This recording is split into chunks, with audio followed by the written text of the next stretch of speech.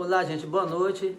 Eu me chamo Getúlio, eu sou aqui do Pará e eu estava procurando, gente, uma caixinha de som, né?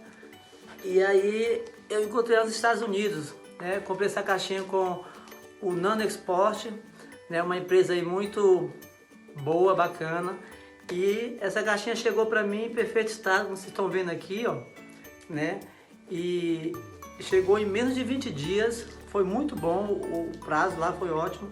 Eu vou abrir essa caixinha para vocês verem aqui, que chegou tudo certinho, né? Essa caixinha de som que eu tava procurando, o preço dela foi ótimo, tá?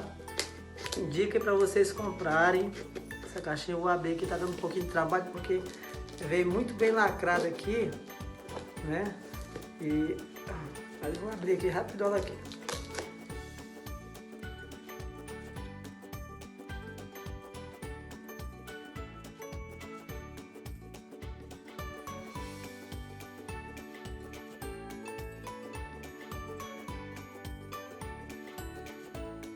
Bonitinho.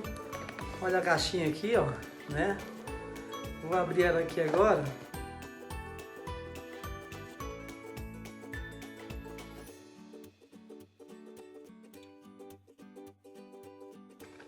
Olha aqui, gente, ó. Caixinha bonitinha.